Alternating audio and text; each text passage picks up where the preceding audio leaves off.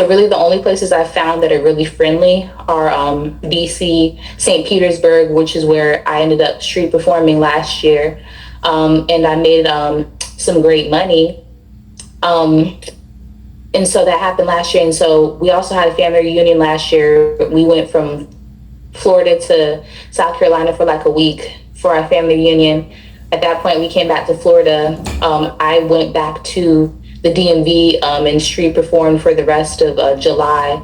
Made a great amount of money, made enough to get a plane ticket to California last summer, and I flew to Las Vegas, and I actually didn't know those rules that I was telling you about Las Vegas until I tried to street perform, and the police told me that I needed a license. So at that point, I got a Greyhound to San Francisco because I read that you could do street performing at Fisherman's Wharf, and so I went there, and let me tell you, San Francisco is miserable. I do not like San Francisco. It's cold during the wintertime. I said cold during the summertime. It is windy. There's homeless people everywhere. It's great if you have it's great if you have money and maybe you don't have to be in that environment, but I didn't like it. But when I was out there, I found this hotel that was only like $50 a night. And so I was street performing at Fisherman's Wharf, only making that like probably like $50 to $100 a night. So I was only making enough to pay for my room and like get McDonald's a few times a day. And then I ended up going to the Embarcadero and setting it there, and I was making some great money at the Embarcadero.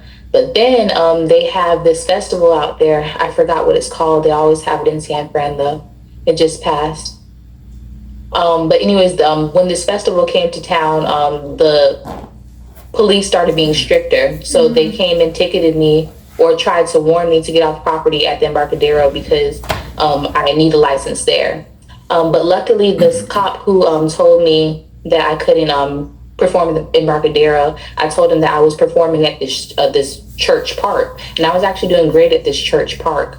And he was like, yeah, so if you just go back to that church park, nobody's going to bother you right there, which nobody did. Nice. So, yeah, so I get a lot of incidents like that to where, you know, like people are like, you're not supposed to be here, but, you know, you can go over here, you know, because they know I'm just out here trying to make some money. So basically that same summer, a film director from California reached out to me, so-called for a reading.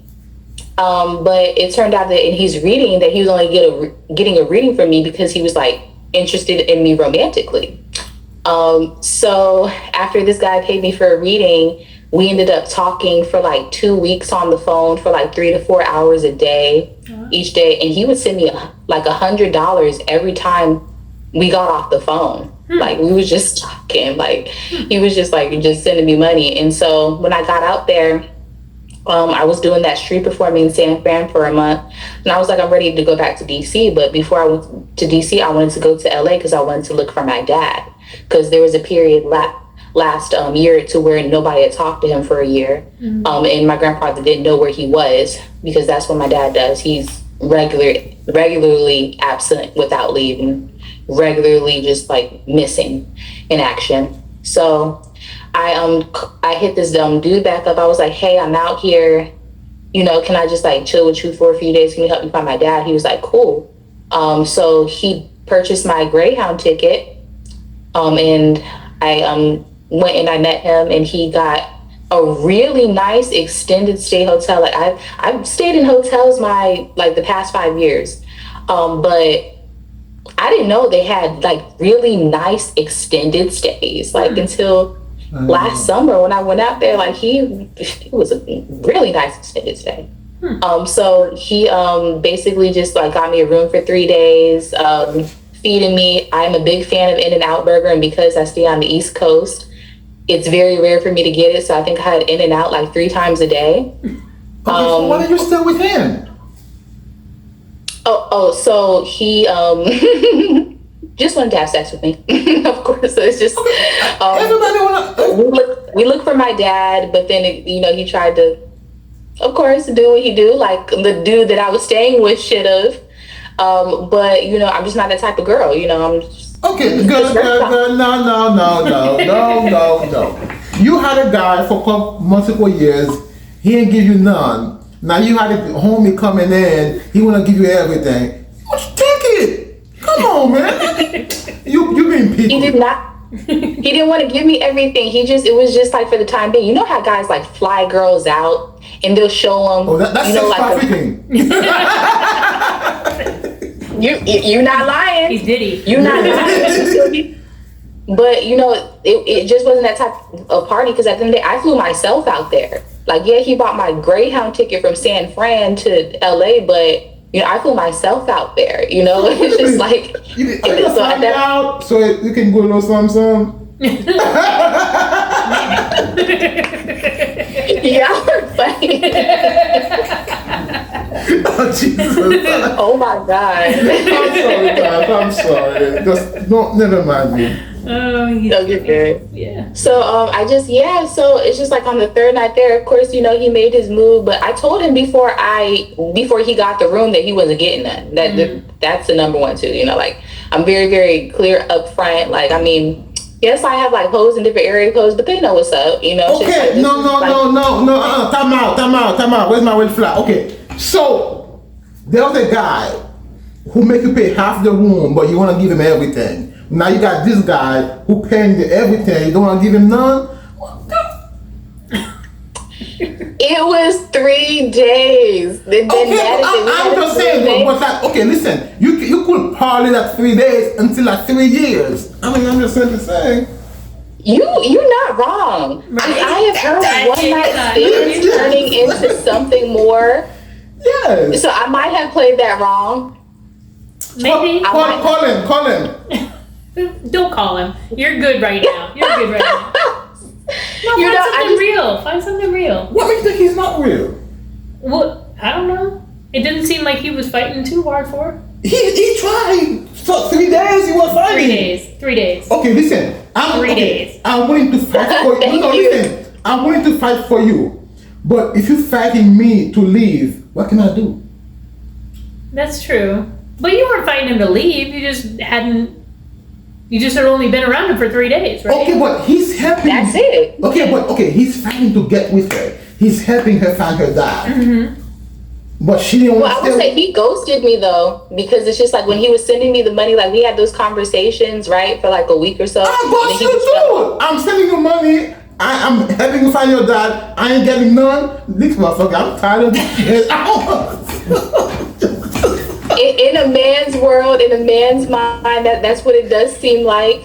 However, I just kind of I cut my losses. Yeah. Okay. Yeah. They don't have a lot of patience where that's concerned, which I mean, I get it, especially as we're getting older. I mean, I'm that way as we're getting older too. Though. Listen, Tash, next time, pull out your card, do a reading before you meet a guy. I mean, you're not wrong. Like I might have could have played it good. It's just that I didn't like how he ghosted me. I had to hit him back up when I was in California to get back in touch with him. At that point, I hadn't even talked to him in like 2-3 months. You know, so it's just like when I got out there. Because he cut his losses. That's what we do. When I'm spending time, I'm spending energy, I'm spending resources. I'm not getting any. You know what? I'm good. I cut my losses. That's what it felt like, you know? Yeah. And that's why I didn't feel bad for when he paid for my flight home, you know, like, and, yeah, you paid for Actually, my that was a flight good man paying for your flight home, because I don't know that I would have done that. Exactly. That's what I'm saying. Like, I'm a female, but I don't think I would have done that. She may have missed the boat. You know what I mean? Yeah. But listen, do a reading tonight and to see if he was homie, if he was a dude. I'm telling you, he probably was. Well, Hey, listen, give me his number. I'm gonna call him for you. I'm like, hey, bro, you better get with it. I'm gonna whoop your ass. Jesus. I'm Melissa, get Rodney. I know he's a little. I don't know. He's out of control tonight. But yeah, I think it's kind of over between me and him, because I think he kind of realized that I was more so just using him. Sounds like. Again, he cut his losses. Yeah. Yep. That's why he ghosted you. Yeah. Yeah, so I mean, I wasn't mad about that because at the end of the day he paid for me, to get back. But at the end of the day, he was 10 years older than I was. You know what I'm saying? Like there was just that age gap. He wasn't trying to, like get married, like so in our conversations and stuff, like we had pretty much gauged Wait that. a minute, like he didn't know yet. Because, okay, listen, if you go to the grocery store, right, you buy a tomato, you got to feel the tomato before you buy it. You can just buy one and take it home. He tried to feel you to see if you're the right one to take you home. You didn't give him a chance. He was telling me that he was blowing like thousands of dollars on webcam models, though. So it's just like when he okay. Oh my God, he was, you could have had thousands of dollars. God, you listen, baby. In-person model. Exactly, baby. I stayed here. I'm model with. Girl, listen. I'll do something straight for a piece of change. I'm telling you. I'll holler for $1. He does not. He's so full of it. He's so full. But I will say this. Okay, I will say this, Tash. I'm 49, and I don't have time. I'm older than Rodney. I don't have time for games. So, like, I mean, in his defense, being a little bit older, like when Rodney and I first met, like I didn't hold back. I mean, it was we're in this or we're not, because that's just So I was screaming help. He was far from screaming help. But yeah, you did not unhand him. You gripped him with those cancer claws, and you did not let go. I didn't let go. Yep. That's how we do. That's how we get them. And you know what? You might be right. I might could have got my payday right there, Randy, because I do have that ability to snap. I fumbled. Yeah, I think you might have fumbled that bag, because I'm telling you, if he was paying that much money for models that he couldn't touch, imagine what he would have paid for a model that he could touch. Mm-hmm. I'm just saying. Yeah. I'm gonna take it as a lesson learned. Yeah. I would. I would. So I went back to the DMV,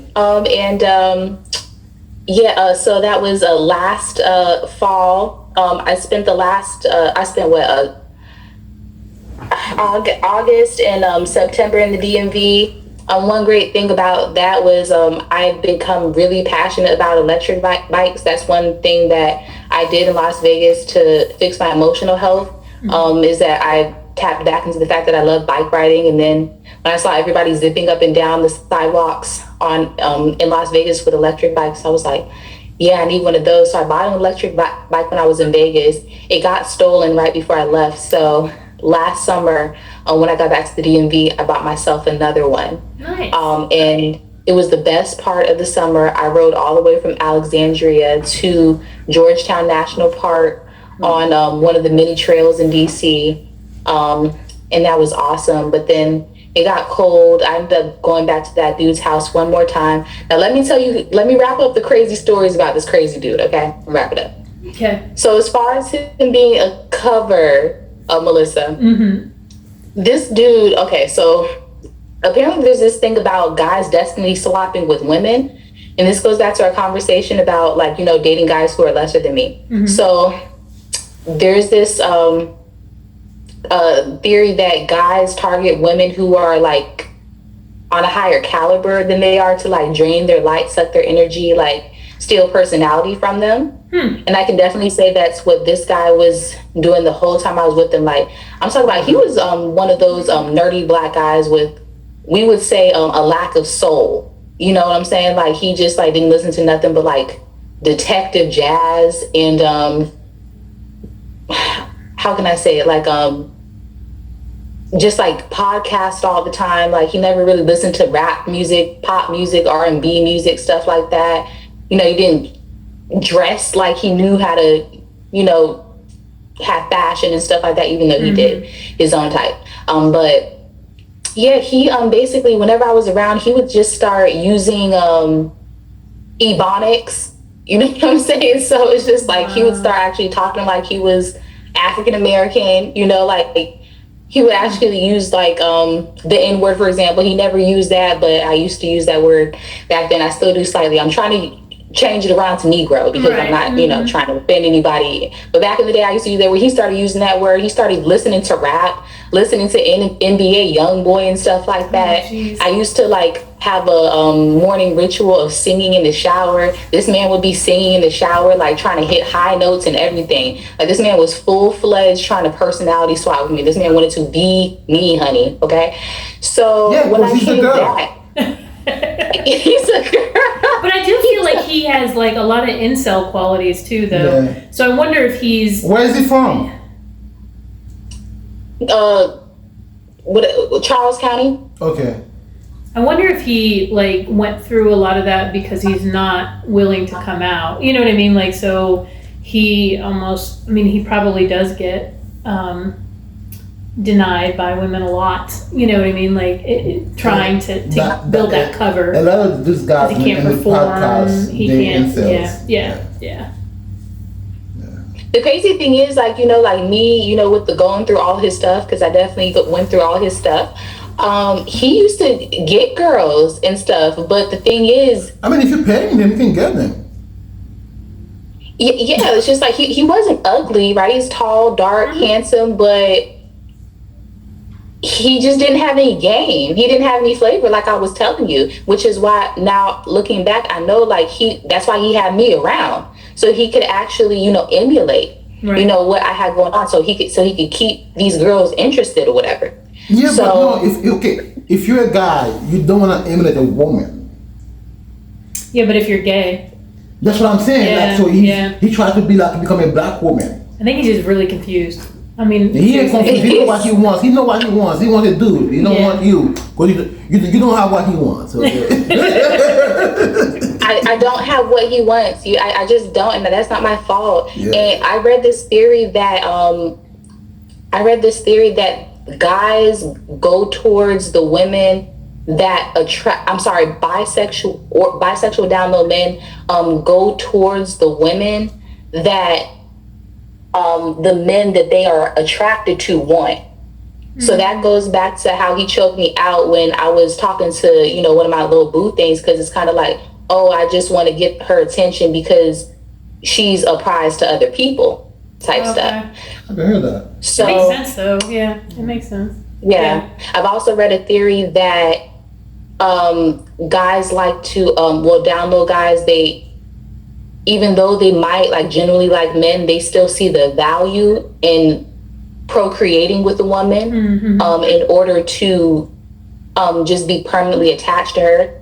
Because at the end of the day, if you're attached to, a successful woman, like there's going to be some sort of impact. Like you're that success from that woman is going to rub off on you. So like a lot of gay guys have children because they do want to create. They do want to procreate, and B, they do want to have an attachment to a woman for the rest of their lives in the same way they had an attachment to their mother. They just don't want to be committed to it, but they just do want to have a woman that they can fall back on.